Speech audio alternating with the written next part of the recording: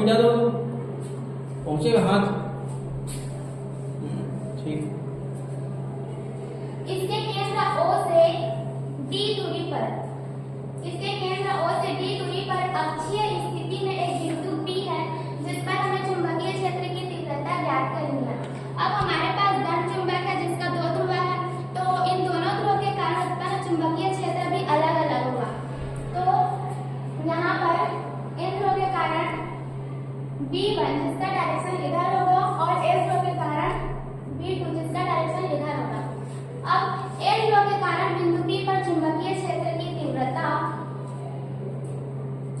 S ध्रुव के कारण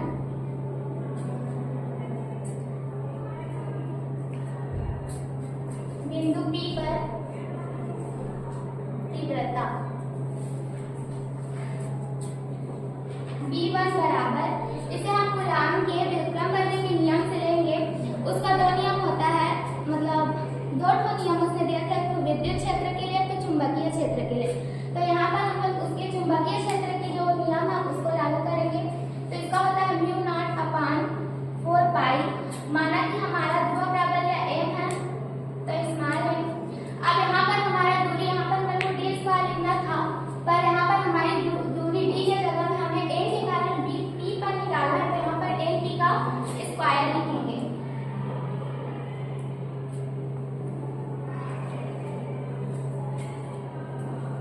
यह हमारा समीकरण है।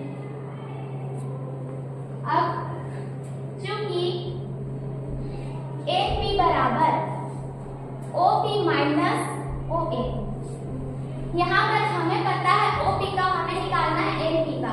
तो अगर हम OP में OA माइनस करेंगे तो हमारा AP का मान निकलेगा।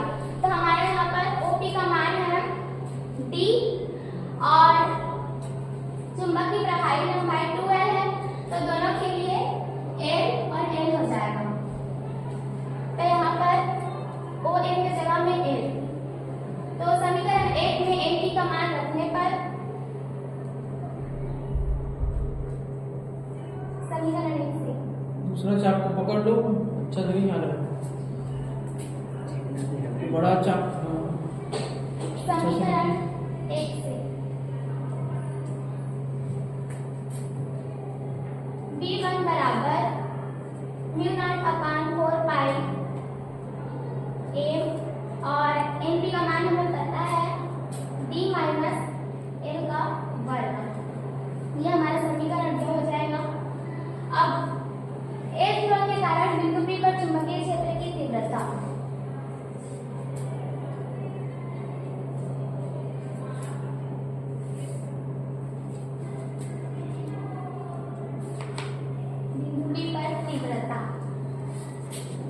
ऊपर चित्र में B1 और B2 का डायरेक्शन विपरीत दिशा में कैसे होगा बताओ, अलग अलग डायरेक्शन। क्योंकि सर एक हम लोग जानते हैं चुंबक जो हवा वक्र बनाती है, तो इसका हम लोग पढ़े हैं कि इसका एंटी क्लॉकवाइज होता है और इसका क्लॉकवाइज होता है। तो ये मतलब ऐसे नहीं और कुछ आंसर दो, सही नहीं है। B1 और B2 का डायरेक्शन उल्टा है, कैसे बताओ। बिंदु P NS चुंबक के कारण बिंदु P पर चुंबकीय क्षेत्र की तीव्रता एक ध्रुव के कारण B1 अंदर की ओर और B2 बाहर की ओर, कैसे होगा।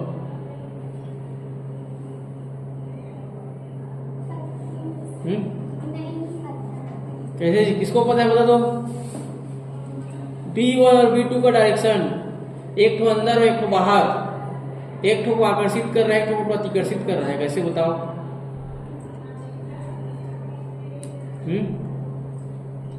N S ध्रुव है, N जो है वो प्रतिकर्षित करेगा, S आकर्षित करेगा। क्यों? क्योंकि बिंदु P पर हम लोग जो लिए हैं, है ना, एकांक ध्रुव वाला चुंबक लिए हैं, वो क्या है, वो N ध्रुव को लेते हैं। जैसे आवेश का लेते हैं तो पॉजिटिव वाला लेते हैं ना, वैसे ही P पर कोई एकांक ध्रुव ले रहे हैं, ठीक है, यूनिट मैग्नेटिक वाला, तो क्या लेंगे, N ध्रुव वाला लेते हैं, प्लस वाला लेते हैं ना, N वाला। तो N क्या करेगा, प्रतिकर्षित करेगा। तो N के कारण B2 बाहर की ओर और S के कारण B1 अंदर की ओर। तो किसके वजह से लिए हो, देखो तो पहले में N ध्रुव के कारण बिंदु P पर तीव्रता B1 लिए हो, तो वो तो क्या करेगा उसको। वैसे में एस लिए हो बिंदु पी पर, अच्छी स्थिति में निकाल रहे हो तो कैसे बताओ। मतलब चित्र को समझाना। हाँ, एन ध्रुव के कारण बिंदु पी पर तीव्रता B1 बराबर लिए हो ना, तो B1 का डायरेक्शन कैसे है, अंदर की ओर है। जी सर, B1 का डायरेक्शन इधर अंदर की ओर है, B2 का बाहर की ओर, मतलब इस रेखा की दिशा में, मतलब उसके अनुदिश है और इसका डायरेक्शन इधर की ओर है। हाँ, तो वही तो बोल रहा हूँ, अंदर कैसे है वो। बिंदु पी पर कोई चुंबक तो होगा ना, परीक्षण, जैसे परीक्षण आवेश लेते हैं वैसे ही, तब तो वो आकर्षित प्रतिकर्षित करेगा डायरेक्शन। तो इसको मैं ए ध्रुव के कारण ले हूं सर, तो ए ध्रुव के कारण बिंदु पी मतलब हाँ, आकर्षित कर रहा है, मतलब आकर्षित। एन ध्रुव के कारण आकर्षित कर रहा है ना, तब तो अंदर की तरफ है। जी सर, जी सर, ए ध्रुव के कारण बिंदु पी पर तीव्रता B1 को ये आकर्षित कर रहा है, इसलिए इसका डायरेक्शन अंदर की ओर है, और ए ध्रुव के कारण बिंदु पी पर तीव्रता ये इसको प्रतिकर्षित करे, इसलिए B2 का डायरेक्शन बाहर की ओर है। ठीक है, क्या और कुछ आंसर होगा बताओ। अच्छी स्थिति पढ़ाए तो बताए थे, कहे जी हाँ, ठीक है, चलो आगे बढ़ो।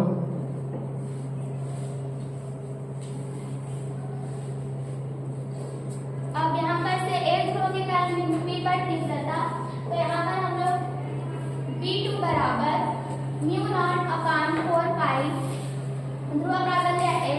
अब यहाँ पर दूरी के जगह में हम लोग SP का वर्ग लेंगे। ये हमारा समीकरण 2 है, ये मतलब हमारा समीकरण 3 है, देखो B1 समीकरण 3 है। अब यहाँ पर से चूंकि SP बराबर OP प्लस OS रहेंगे, इस यहाँ पर जोड़ेंगे इसलिए क्योंकि हमें पता है OP का हमें निकालना है SP का, तो OP में हम लोग OS जोड़ेंगे तब हमारा SP का मान निकलेगा। तो OP का मान है D और OS का मान है A। तो यहाँ पर से समीकरण 3 में हम लोग SP का मान रखेंगे।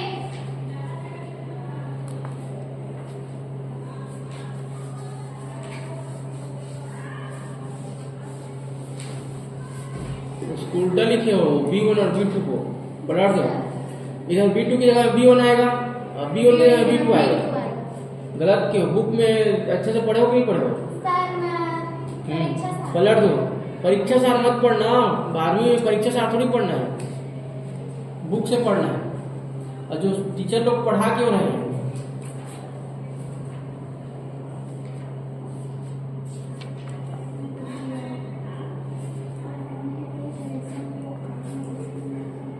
चलो आगे बढ़ो, बाकी सब ठीक है। तो सर यहाँ पर B1 लेना पड़ेगा। हाँ, तो B वही 6 B1 एन ध्रुव के कारण लिए हो तो B1, एस ध्रुव के कारण B2, अब सही है, ठीक है।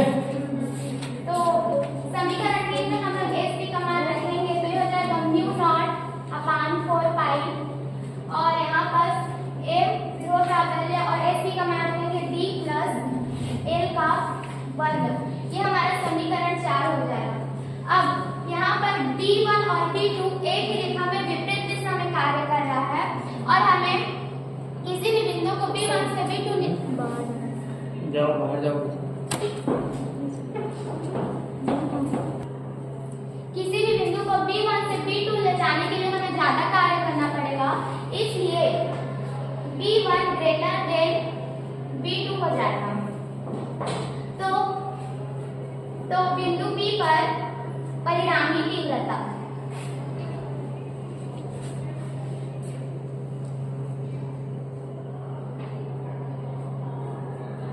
D बराबर हो जाएगा B1 minus B2।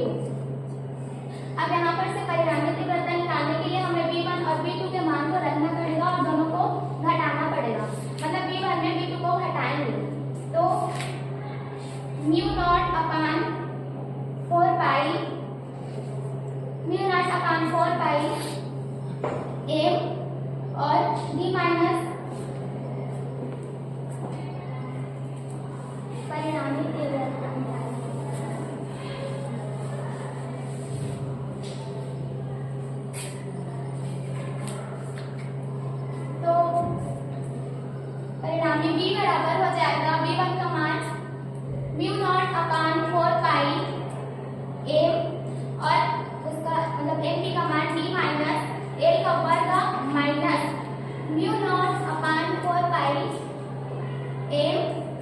D plus L का वर्ग।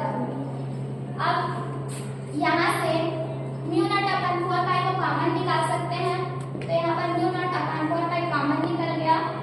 अब यहाँ पर बचा एम डी माइनस एल का वर्ग minus M D plus L का वर्ग।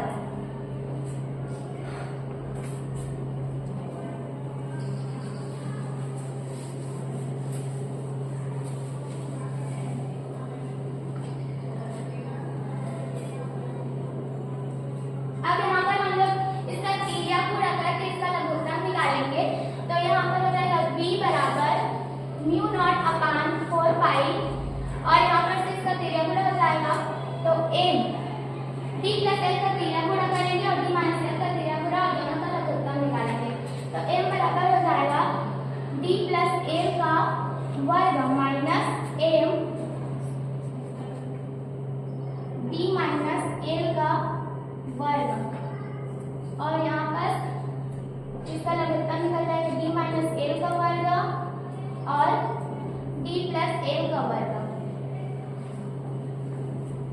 अब d बराबर म्यू नॉट अपान 4 पाई, इसका हम लोग मतलब इसका सूत्र जानते हैं a प्लस b का स्क्वायर होता है a का स्क्वायर प्लस b का स्क्वायर प्लस 2ab, तो उसी सूत्र में हम लोग इसको खोलेंगे, m d का स्क्वायर प्लस l का स्क्वायर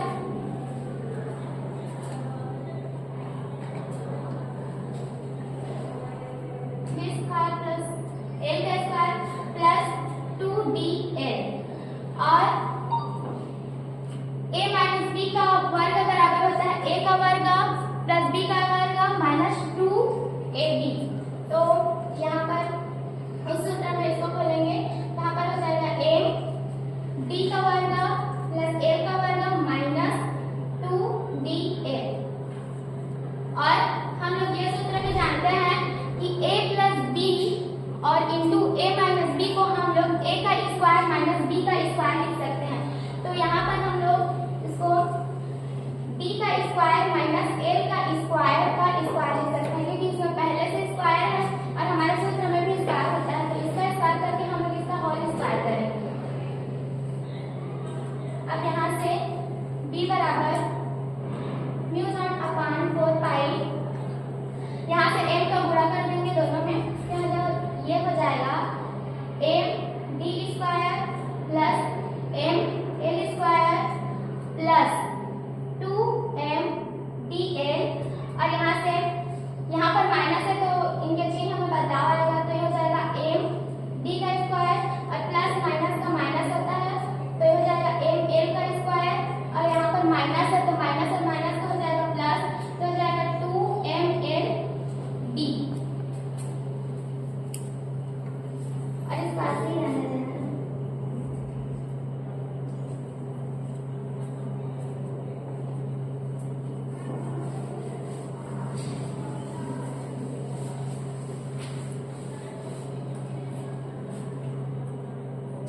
अब यहाँ से जो करता है उसे कटा देंगे, क्योंकि चिन्ह हमारा अलग अलग है, तो यहाँ से md का स्क्वायर कट जाएगा और ml का स्क्वायर कट जाएगा और यहाँ से प्लस 2mdl और प्लस 2mdl जुड़ जाएगा, तो b बराबर हो जाएगा म्यू नॉट अपान 4 पाई और यहाँ से 2mld जुड़ जाएगा, तो हो जाएगा 4mld और इसका रहने देना है।